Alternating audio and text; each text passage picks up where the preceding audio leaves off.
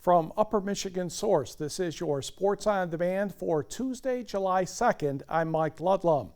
The final of the Yooper 9 and 10-year-old baseball tournament saw two Dickinson County teams battle for the championship in Escanaba. It was Norway facing Iron Mountain North.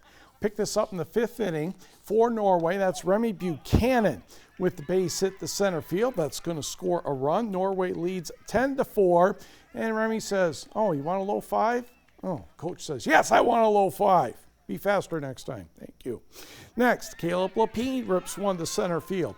Two more runs score. Aiden Ponchard here, and Norway scored 10 in the inning to lead 19-4. However, Iron Mountain North was not done by any means. Bases loaded for Lane Wender, and that one's good to left field. Two runs score on the play. They end up with 8 in the inning, so it's 19-12.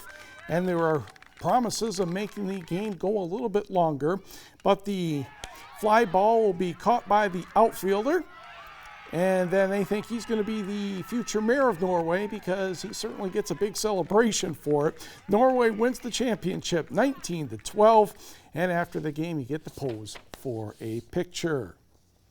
The NFL regular season begins in a little more than 2 months when Green Bay visits Chicago on Thursday, September 5th.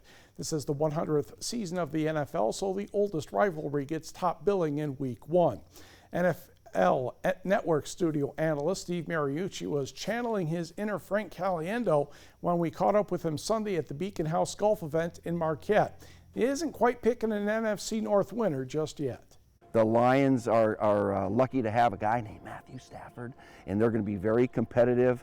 The problem is, if there's a problem, it happens to be a great player over there in Packerland with Aaron Rodgers, and the Pack will be back. And you're talking about the Bears, who have that great defense again, the monsters of the Midway, and the Vikings are, with Kirk Cousins of Michigan State. I mean, so that division is going to be fun to watch.